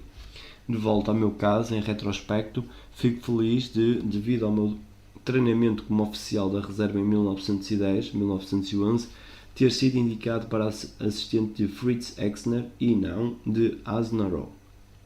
Isso significou que eu pude fazer experiências com Kohlhaas e usar vários instrumentos maravilhosos, levá-los para a minha sala, especialmente os ópticos, e brincar com eles como me aprovesse. Assim pude ajustar um interferômetro, admirar os espectros, misturar cores, etc. Foi assim que descobri, através da equação de Rayleigh, meu daltonismo. Além disso, eu estava comprometido com um longo curso prático e pude não aprender a apreciar a importância de fazer medições. Gostaria que houvesse mais físicos teóricos que apreciassem também isso. Em 1918 tivemos uma espécie de revolução, o imperador Karl abdicou e a Áustria se tornou uma república. Nosso dia-a-dia permaneceu quase o mesmo. No entanto, minha vida foi afetada pela queda do Império. Eu havia aceitado o posto de lente em física teórica de Snarwitz e tinha planejado aproveitar todo o meu tempo livre na aquisição de um conhecimento mais profundo de filosofia. Pois havia acabado de descobrir Schopenhauer, que me introduziu na teoria unificada dos Upanishads. Para nós, vienenses, a guerra e suas consequências queriam dizer que não mais poderemos satisfazer nossas necessidades básicas. A fome foi a punição que a entente vitoriosa escolheu em retaliação à guerra ilimitada dos U-boats de seus inimigos, uma guerra tão atroz que o sucessor do príncipe Bismarck só pôde superar em quantidade, mas não em qualidade, na Segunda Guerra Mundial. A fome era a regra em todo o país, menos nas fazendas onde nossas pobres mulheres eram mandadas para procurar por ovos, manteiga e leite, a despeito dos bens com que pagavam, acessórios de crochê, belas combinações, etc. Eram desprezadas e tratadas como pedintes. Em Viena tornou-se virtualmente impossível socializar-se e manter amigos. Não havia nada o que oferecer e mesmo os mais simples pratos eram reservados para o almoço de domingo. Algumas vezes, essa carência de atividades sociais era compensada pela visita diária às cozinhas comunais. eram frequentemente ali. Eu não vou dizer o nome em alemão, que é muito complicado, ou em austríaco, é muito complicado. Ali nos encontrávamos para o almoço. Tínhamos de ser gratos àquelas mulheres que consideravam a sua responsabilidade de criar refeições a partir do nada. Sem dúvida, é mais fácil fazer isso para 30 ou 50 pessoas do que para 3. Além disso, aliviar outros de uma carga é em si mesmo recompensador. Meus pais e eu conhecemos ali várias pessoas de interesses semelhantes e alguns deles, os Redons, por exemplo, ambos matemáticos, tornaram-se grandes amigos de nossa família. Acredito que, pelo menos de um modo, meus pais e eu éramos particularmente prejudicados. Naquela época eu vivia em um grande apartamento, de fato, 2 transformados em um, no quinto andar de um edifício valorizado que pertencia ao pai de minha mãe. Não tinha luz elétrica em parte porque meu avô não queria pagar para vê-la instalada e também porque meu pai, em particular, acostumou-se de tal forma à excelente luz de gás em uma época na qual as lâmpadas ainda eram muito caras e ineficientes, que realmente não víamos uso para elas. Nossos velhos aquecedores de telha haviam sido removidos e substituídos por aquecedores a gás com refletores de cobre, já que era difícil arranjar empregados domésticos nessa época e queríamos tornar as coisas mais simples para nós. Gás também era usado para cozinhar, embora ainda tivéssemos um enorme e velho fogão a lenha na cozinha. Tudo estava muito bem até o dia em que um órgão burocrático elevado, provavelmente a Assembleia Legislativa Municipal, decretou que o gás fosse racionado. Daquele em diante, toda a casa tinha liberado apenas 1 metro cúbico por dia, não importando como o combustível fosse usado. Se alguém fosse flagrado usando mais que isso, seu gás era simplesmente cortado. No verão de 1919, fomos para Millsdate, Caríntia, e meu pai, com 62 anos, mostrou os primeiros sinais da idade e daquilo que seria a sua doença terminal, algo que então não percebemos. Onde quer que fôssemos caminhar, ele ficava para trás, especialmente nas ladeiras, e disfarçava interesses botânicos para esconder a exaustão. A partir de 1902, o principal interesse de papai era a botânica. Durante os meses de verão, ele coletava material para seus estudos, não para montar o próprio herbário, mas para fazer experiências com seu microscópio e micrótopo. Ele se tornara um morfogeneticista e filogeneticista, abandonando sua dedicação aos grandes pintores italianos e seus próprios interesses artísticos, que consistiam em esboçar inúmeras paisagens. Sua amolada reação a nossos reclamos de "Oh, Rodolfo, venha!" e Sr. Schrödinger, está ficando muito tarde, não nos alarmavam. Estávamos acostumados a ela e a consideramos resultado de sua concentração. Depois do nosso retorno a Viena, os sinais se tornaram mais evidentes, mas ainda não os tomámos como sinal sério.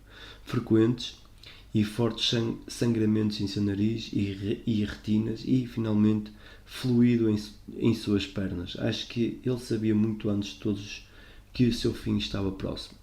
Infelizmente, isso foi justamente na época da calamidade do gás de que falei antes. Adquirimos lâmpadas de carvão e ele insistiu em cuidar delas e ele mesmo. Um cheiro terrível se espalhou a partir de sua bela biblioteca, que se havia transformado em um laboratório de carburetos. 20 anos antes ele havia aprendido a gravar com Schmutzler e usava a sala para mergulhar suas placas de cobre e zinco em ácidos e água colorada. Eu ainda frequentava a escola nessa época e mostrava grande interesse nessas atividades, mas agora eu o deixava com suas coisas. Fiquei feliz em voltar para o meu amado Instituto de Física depois de servir na guerra por quase 4 anos. Além disso, no outono de 1919, eu me comprometi com uma moça que, já há 40 anos, é minha esposa. Não sei se o meu pai recebia tratamento médico adequado, mas sei que eu devia ter cuidado melhor dele. Devia ter ido a Richard van Weinstein, que afinal era um bom amigo seu, para procurar ajuda na Faculdade de Medicina. Será que um aconselhamento mais preciso teria desacelerado sua arteriosclerose? E, em caso afirmativo, teria sido isso bom para um homem doente? Só papai estava plenamente consciente de nossa situação financeira depois do fechamento da loja de tecidos impermeáveis e linóleo na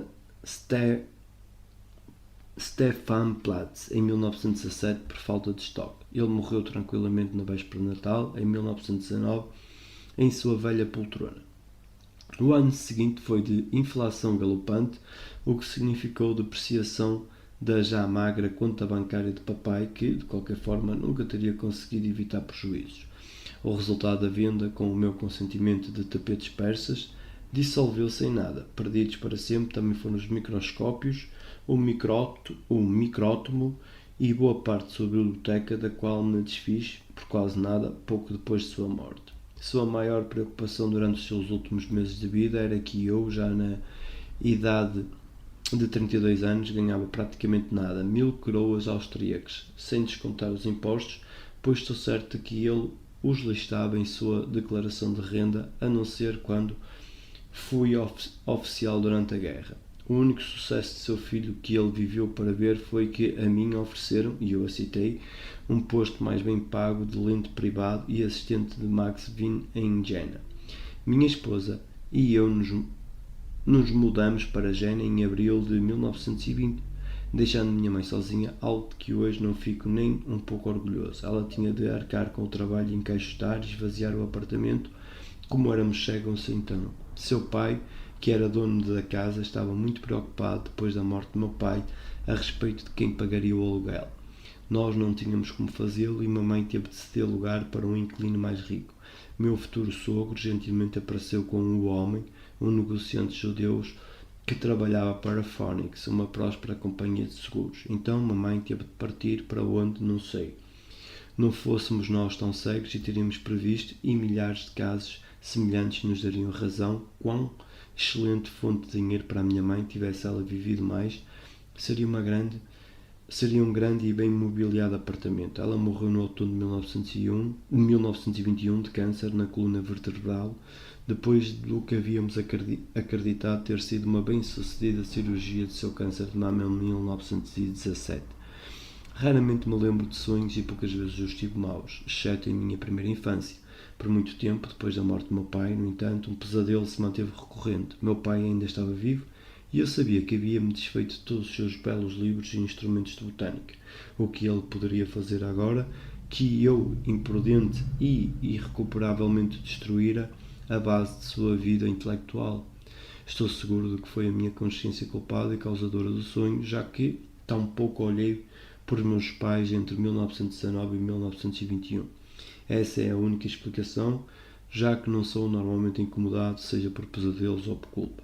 Minha infância e adolescência, 1887-1910, mais ou menos, foi principalmente influenciada por meu pai, mas não da maneira educacional usual e sim da forma mais comum. Isso se deveu a ele passar mais tempo em casa do que a maioria dos homens que trabalham para viver e também ao fato de eu ficar em casa. Em meus primeiros anos de aprendizado, fui ensinado por um professor particular que vinha-me ver 2 vezes por semana e, na escola secundária, tínhamos ainda a abençoada tradição de lá permanecer 25 horas por semana apenas pela manhã. Em 2 tardes apenas tínhamos educação religiosa protestante. Aprendi muito nessas ocasiões, embora o resultado nem sempre se relacionasse com religião. Menos tempo com compromissos escolares é uma grande vantagem. Se um aluno se sente inclinado, ele tem tempo para pensar e pode também ter aulas particulares sobre os assuntos que não façam parte do currículo. Só consigo encontrar palavras gratas para a minha velha escola, Academies, Gymnasium, e eu raramente me entediava e, quando isso acontecia, nosso curso preparatório de filosofia era realmente ruim. Voltava a minha atenção para outro assunto, para a minha tradução do francês, por exemplo. Nesta altura, gostaria de fazer uma observação de caráter mais geral. A descoberta de que os cromossomos são fatores decisivos na hereditariedade parece ter dado à sociedade o direito de menosprezar outros fatores bem conhecidos, mas igualmente importantes, tais como comunicação, educação e tradição. Toma-se por suposto que eles não sejam assim tão importantes, já que, do ponto de vista genético, não são suficientemente estáveis. Isso é verdade. No entanto, existem casos como o de Kaspar Hauser, por exemplo, e o de um pequeno grupo de crianças tasmanianas da Idade da Pedra que só recentemente foram trazidas para a Inglaterra, onde lhes foi garantida uma criação inglesa de primeira classe, cujo efeito foi de que elas atingiram um nível educacional de ingleses de classe superior. Isso não deveria provar que são necessários tanto um código de cromossomos como um ambiente humano civilizado para produzir pessoas como nós? Em outras palavras, o nível intelectual de um indivíduo é moldado pela natureza e pela criação. As escolas são, assim, não como nossa Imperatriz Maria Teresa gostava de vê-las, fundamentais para guiar o homem e muito menos importantes no que tange a propósitos políticos. É uma sólida base familiar, é não menos importante para preparar o solo onde crescerá a semente que as escolas semearão. E esse é um fato infelizmente menosprezado por aqueles que afirmam que apenas as crianças vindas dos menos educados devem ir a um externato em busca de educação superior. Será que as suas crianças serão excluídas pelas mesmas razões e também pela alta sociedade inglesa que vê como sinal de classe superior a substituição da vida em família pelo colégio interno e considera nobre deixar a casa mais cedo? Assim, mesmo a atual rainha teve de romper com o seu primogênito e mandá-lo para tal instituição. Nada disso é, estritamente falando, o meu assunto. Apenas veio à minha mente quando novamente percebi o quanto ganhei com o tempo em que fiquei com o meu pai quando era pequeno e quão pouco eu teria aproveitado da escola se ele não estivesse ali. Ele, na verdade, sabia muito mais do que a escola tinha para oferecer, não porque fora forçado a estudar 30 anos antes, mas porque ainda mantinha vivo o seu interesse. Se entrasse em detalhes aqui, acabaria tendo de contar uma longa história. Mais tarde, quando ele começou com a botânica e eu praticamente devorei a origem das espécies, nossas discussões tomaram um caráter diferente, certamente diferente daquele apresentado na escola, onde a teoria da evolução ainda permanecia banida de nossas aulas de biologia e os professores de educação religiosa eram aconselhados a chamá-la de heresia. Claro que logo me tornei um ardente seguidor do darwinismo e ainda sou, enquanto papai, influenciado por amigos, sugeria cautela. A ligação entre seleção natural e sobrevivência do mais apto, por um lado, e a lei de Mendel e a teoria da mutação de Vries, por outro, ainda precisava ser completamente revelada. Mesmo hoje não entendo porque os zoólogos sempre tenderam a jurar por Darwin, enquanto os botânicos parecem ser bem mais reticentes. No entanto, em um ponto todos concordamos, e quando digo todos, lembro-me particularmente de Alfred Anton Handlich, que foi zoólogo no Museu de História Natural e a quem melhor conheci e de quem mais gostei entre os amigos de meu pai.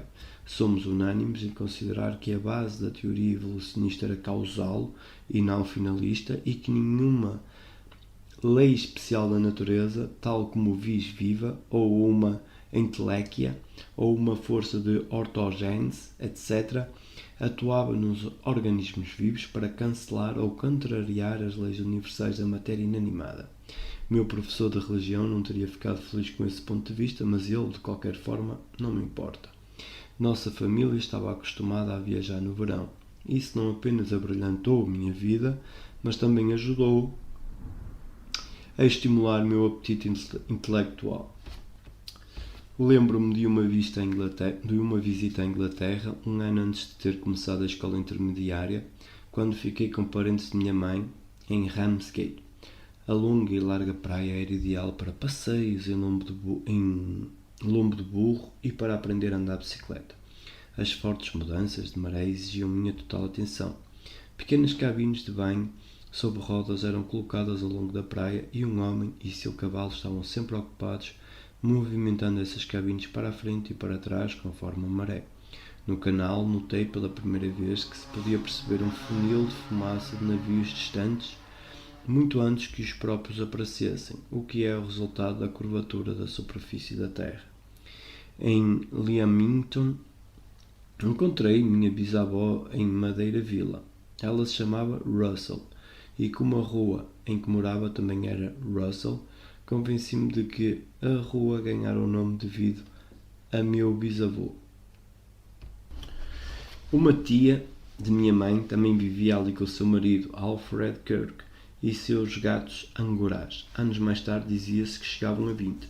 Além disso, ela tinha um gato ordinário que frequentemente voltava para casa de suas aventuras noturnas em um estado lamentável, de tal forma que ganhou o nome de Thomas Becket, referindo-se ao arcebispo de Canterbury, que foi morto em exercício por ordem do rei Henrique II. Não que isso significasse muito para mim, então nem era muito apropriado.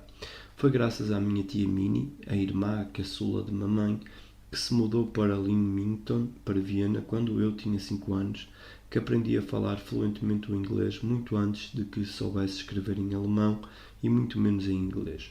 Quando fui finalmente introduzido à ortografia e leitura da língua que eu achava que sabia tão bem, fiquei surpreso. Foi graças à minha mãe que comecei a ter meio período de prática de inglês. Na época, isso não me agradou muito. Nós caminhávamos juntos em Wittenberg, em direção à bela, na época ainda pequena e quieta, Innsbruck, e mamãe dizia: agora vamos falar inglês entre nós por todo o caminho, nenhuma palavra em alemão. E era isso exatamente o que fazíamos. Só mais tarde percebi o quanto ganhei dessa época. Embora forçado a sair do meu país natal, nunca me senti um estranho no estrangeiro. Parece-me que lembro de visitar Kenilworth e Warwick em nossas andanças de bicicleta em torno de Leamington, e de volta a Innsbruck, vindos da Inglaterra, lembro-me de ver Bruges, Polónia, Koblenz, um vapor nos levou de Reino acima, lembro-me de Frankfurt, Munique. Dali fui pela primeira vez para a escola em São Nicolau, onde tinha aulas particulares, pois meus pais receavam que eu tivesse-me esquecido do ABC e da aritmética durante as férias e não passasse no exame de admissão de outono. Nos anos seguintes nós quase sempre íamos ao Tirol Sul ou a Caríntia e, de vez em quando, a Veneza, por uns poucos dias de setembro. Não existe fim para a lista de coisas belas que tive a oportunidade de ver nesses dias, coisas que não mais existem por causa do automóvel, do desenvolvimento e das novas fronteiras. Acho que poucas pessoas na época e hoje muito menos tiveram uma infância e uma adolescência tão felizes quanto a que tive, mesmo sendo filho único. Todos eram amáveis comigo e nos dávamos bem entre nós. Se pelo menos todos os professores, incluindo os pais, tomassem a sério a necessidade de compreensão mútua, sem ela não podemos ter qualquer influência duradoura sobre aqueles que não nos são confiados. Talvez eu deva dizer alguma coisa sobre os meus anos na universidade, entre 1906 e 1910, já que não terei outra oportunidade para isso mais tarde. Já mencionei que Eisenhower e seu cuidadosamente concebido curso de 4 anos, 5 horas por semana, me influenciou mais que qualquer outra coisa. Infelizmente perdi o último ano, 1910-1911, uma vez que não mais podia adiar o meu serviço militar. Afinal de contas, isso não foi tão desagradável quanto eu supunha, já que fui mandado para a bela e antiga cidade de Cracóvia e pude passar um memorável verão próximo à fronteira da Caríntia. Além das aulas de Eisenhower, assisti a todas as outras aulas de matemática que pude. Gustave Coe deu as suas sobre geometria projetiva. Seu estilo, tão severo e claro, deixou-me duradoura impressão. Coe alternou de um método puramente sintético em um ano, sem quaisquer fórmulas, para um enfoque analítico no ano seguinte. Não existe, de facto, nenhum exemplo melhor da existência de sistemas axiomáticos. Através dele, a dualidade, em particular, mostrou-se um fenómeno empolgante, diferindo um pouco entre as geometrias bi e tridimensional. Ele também nos provou a profunda influência da teoria dos grupos de Felix Klein sobre o desenvolvimento da matemática. O fato de que a existência de um quarto elemento harmónico tivesse de ser aceita em uma estrutura bidimensional, enquanto podia ser facilmente demonstrada em uma tridimensional, era para ele a mais simples ilustração do grande teorema de Gödel. Houve tantas coisas que aprendi com Coe, coisas que eu jamais teria tempo para aprender mais tarde. Assisti às palestras de Jerusalém sobre Spinoza, uma experiência memorável para quantos o ouviram, e ele discorria sobre tantos assuntos, sobre a morte não é inimiga do homem, admirar-se de nada, de Epicuro, máximas que este sempre tinha em mente ao filosofar. Em meu primeiro ano fiz também Química Analítica Qualitativa e certamente ganhei muito com isso. As aulas de Scarpe sobre Química Inorgânica Analítica eram bastante boas, já as de Química Orgânica Analítica que acompanhei durante o verão eram inferiores em comparação. Elas poderiam ter sido 10 vezes melhores e ainda assim não teriam melhorado minha compreensão acerca de ácidos nucleicos, enzimas, anticorpos e assemelhados. De forma como eram dadas, eu me sentia muito à frente, guiado pela intuição, o que era, apesar de tudo, produtivo. Em 31 de julho de 1914, meu pai apareceu em minha sala para dar a notícia de que eu havia sido convocado.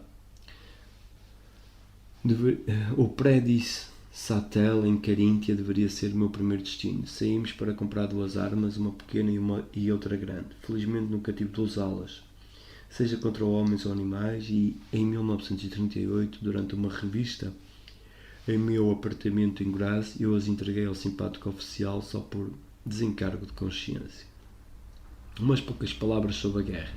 Em meu primeiro posto, em Prédice-Satel, nada ocorreu. Uma vez, em todo caso, tivemos um alarme falso. Nosso oficial comandante, o capitão Rendl, fez um arranjo com pessoas de confiança para que, no caso de tropas italianas avançarem pelo largo vale em direção ao lago Heiberless, nós seríamos avisados por sinais de fumaça. Aconteceu de alguém estar assando batatas ou queimando mato perto da fronteira. Fomos encarregados de monitorar os 2 postos de observação e eu fiquei com o da esquerda. Ficámos 10 dias lá até que alguém se lembrasse de nos chamar de volta. Lá em cima aprendi que tábuas de chão com apenas um saco de dormir e um cobertor são muito mais confortáveis para dormir que um chão duro. Minha outra observação foi de natureza bem diferente, algo que eu nunca vi e nunca voltaria a ver. Uma noite, a sentinela de turno me acordou para dizer que via algumas luzes que se moviam na colina oposta a nós, claramente vindo em nossa direção. Incidentalmente, essa parte na montanha não tinha nenhuma trilha. Saí de meu saco de dormir e fui pela passagem que chegava ao posto de observação a fim de ver melhor. A sentinela estava certa a respeito das luzes, mas se tratava de fogos de San Telmo no topo das nossas barricadas de arame, a 2 metros de nós, e o deslocamento contra o fundo era devido apenas a efeito de paralaxe. Isso se devia ao fato de o próprio observador estar se movendo. Quanto à noite, saí do nosso espaçoso abrigo subterrâneo e pude ver esses pequenos fogos nas pontas das ervas que cobriam o teto. Foi a única vez que observei o fenómeno. Depois de muito tempo ocioso ali, fui destacado para Franzenfest, depois para Krems e então para Comorn. Por um curto período, tive de servir no front. Reuni-me a uma pequena unidade, primeiro em Gorizia e depois em Duino. Eles estavam equipados com um singular canhão naval. Com o tempo, retirámo-nos para Sistiana e dali fui mandado para um tedioso, mas muito bonito posto de observação perto de Proseco, 900 pés acima de Trieste, onde tínhamos um canhão ainda mais estranho. A minha futura esposa, Anne-Marie, veio-me ver ali e, em uma ocasião, o príncipe Sisto de Bourbon, irmão da imperatriz Zita, visitou nossa posição. Ele não estava de uniforme e depois soube que era nosso inimigo, já que servia no exército belga. O motivo para isso era que os franceses não permitiam que qualquer membro da família Bourbon servisse em seu exército. Na época, o propósito dessa visita era o de criar um acordo de paz em separado entre a Áustria-Hungria e a Entente Cordial, o que evidentemente significava alta traição contra a Alemanha. Infelizmente, seu plano nunca se materializou. O meu primeiro encontro com a teoria de Einstein em 1916 foi em Proseco. Eu tinha muito tempo disponível, mas ainda assim tinha grande dificuldade para entendê-la. Mesmo assim, algumas notas marginais que então fiz ainda me parecem razoavelmente inteligentes, mesmo hoje. Como regra, Einstein apresentava uma nova teoria de uma forma desnecessariamente complicada, mas nunca tanto como em 1945, quando ele introduziu a assim chamada teoria unitária assimétrica do campo. Mas talvez isso não seja característica apenas desse grande homem, pois quase sempre ocorre quando alguém postula uma nova ideia. No caso da teoria mencionada, Pauli lhe disse algumas vezes que era desnecessário introduzir quantidades complexas, porque cada uma de suas equações tensoriais consistia em uma parte assimétrica e outra perfeitamente simétrica. Só em 1952, em um artigo escrito em conjunto com a Sra. B. Kaufmann, para um volume dedicado ao 60º aniversário de Louis de Broglie, ele concordou com minha muito mais simples versão ao excluir engenhosamente a assim chamada versão forte. Esse foi, na verdade, um passo muito importante. Passei o último ano da guerra como meteorologista, primeiro em Viena, depois em Villach, depois em Wiener, Neustadt e por fim em Viena novamente. Isso foi ótimo para mim, pois fui poupado da retirada de nossas desconjuntadas linhas da frente. Em março, abril de 1920, Anne-Marie e eu nos casamos. Logo depois mudámos-nos para Jena, onde conseguimos uma habitação mobiliada. Esperava-se que eu adicionasse um pouco de física teórica recente às aulas do professor Auerbach.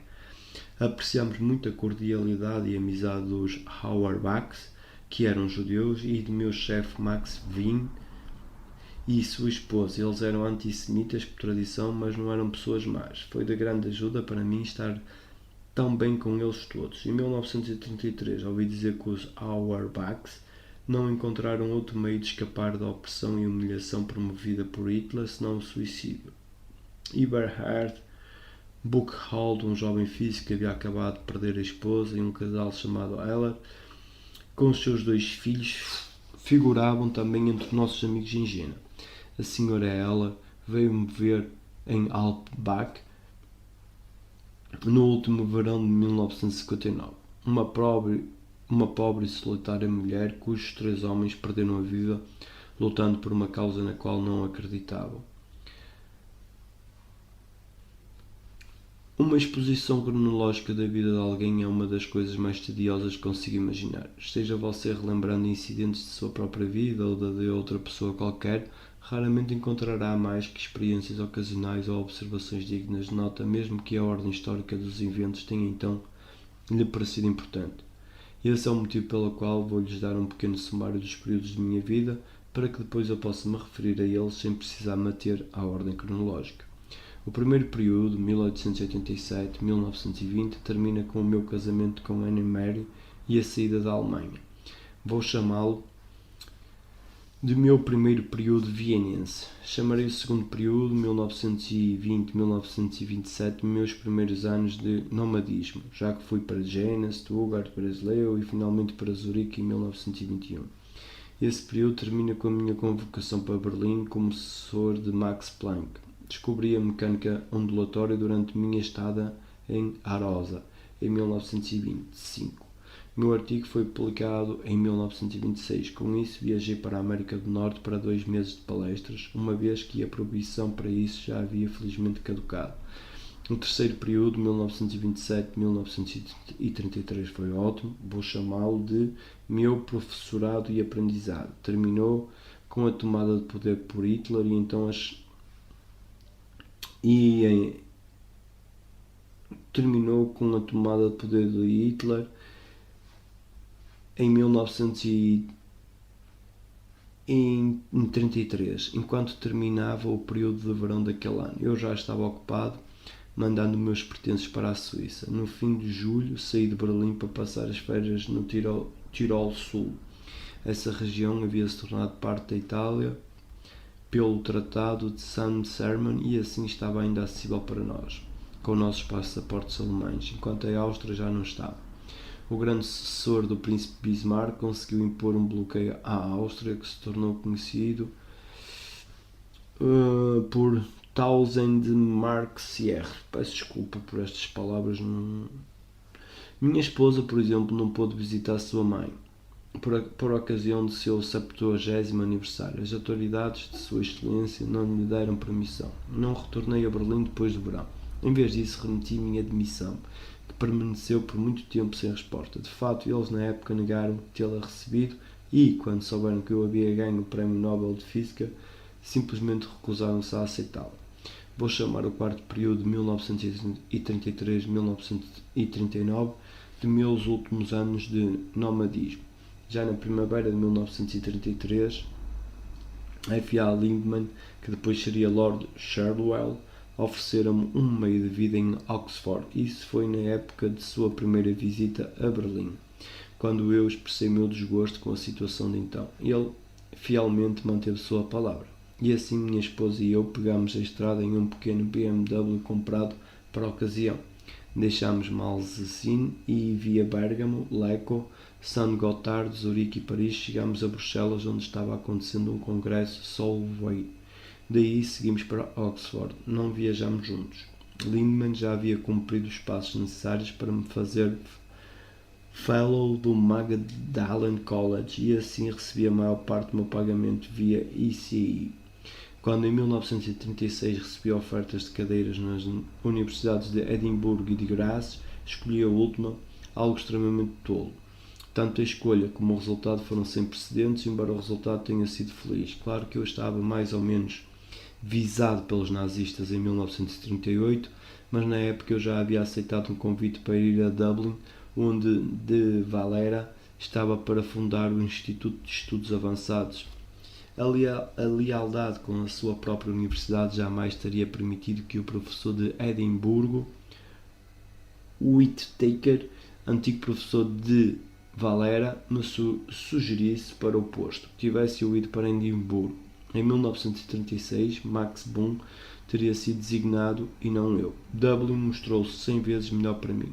Não apenas o trabalho em Edimburgo teria sido um grande fardo, mas também seria a posição de inimigo estrangeiro dentro da Grã-Bretanha durante a guerra. Nossa segunda escapada nos levou de Graz via Roma, Genebra e Zurique para Oxford, onde nossos queridos amigos, os Whiteheads, nos abrigaram por 2 meses. Dessa vez tivemos de deixar para trás o nosso pequeno e eficiente BMW, o Growling, pois ele seria muito lento e, além disso, eu já não tinha mais uma licença de motorista. O instituto em Dublin ainda não estava no ponto e assim minha esposa, Haile, Ruth e eu fomos para a Bélgica em dezembro de 1938. Primeiro dei palestras em alemão na Universidade de Ghent como professor convidado. Isso foi para a Foundation Frankie Seminar. Depois ficamos cerca de 4 meses em La Panne, à beira-mar. Foi um tempo delicioso, apesar das águas vivas. Foi também a única vez que vi a fosforescência do mar. Em setembro de 1939, o primeiro mês da Segunda Guerra Mundial, fomos para Dublin via Inglaterra.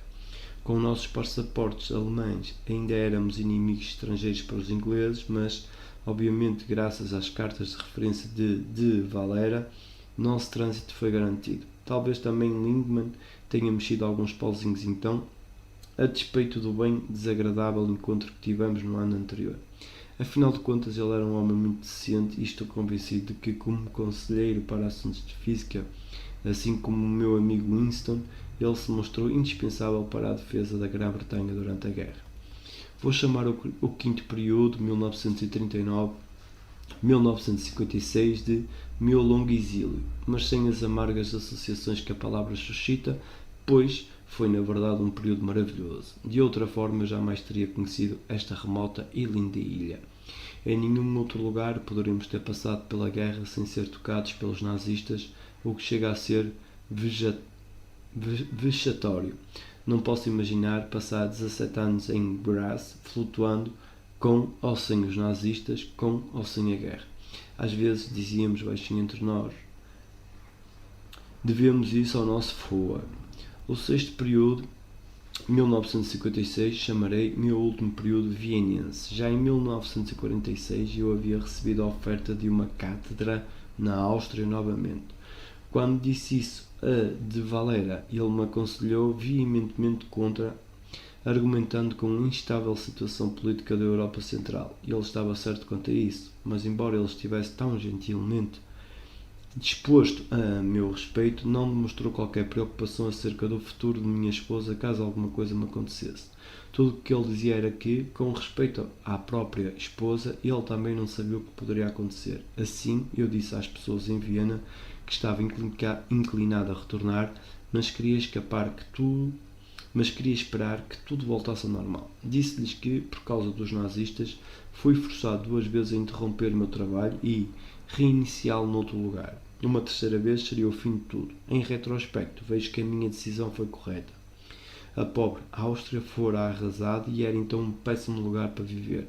Minha petição às autoridades austríacas para que dessem uma pensão à minha esposa como forma de reparação foi inútil, embora eles parecessem dispostos a fazer reparos.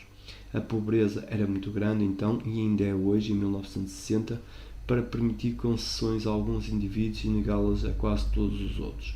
Assim fiquei mais 10 anos em Dublin, o que se mostrou excelente para mim. Escrevi vários pequenos livros em inglês publicados pela Cambridge University Press e continuei meus estudos sobre a teoria geral assimétrica da gravitação, que parece ser desapontadora. E por último, mas não menos importante, houve duas cirurgias bem-sucedidas em 1948 e em 1949, nas quais o Dr. Werner retirou cataratas de meus 2 olhos, no tempo certo. A Áustria generosamente recolocou-me em minha antiga posição. Também recebi uma nova indicação para a Universidade de Viena, extra status, embora em minha idade eu só pudesse pretender 2 anos e meio de exercício. Devo tudo isso principalmente ao meu amigo Hans Thierry e ao Ministro da Educação Dr. Drimmel. Na mesma época, o meu colega Rob Ratcher teve sucesso em fazer aprovar a lei para o status de professor emérito e assim deu apoio ao meu caso. E é neste ponto que o meu sumário cronológico termina. Espero acrescentar aqui e ali umas poucas ideias e detalhes que não sejam muito tediosos. Devo abastecer-me de esboçar um quadro completo de minha vida, já que não sou um bom contador de histórias. Além disso, eu teria deixado de fora uma parte muito substancial desse retrato, isto é, o que diz respeito às minhas relações com as mulheres.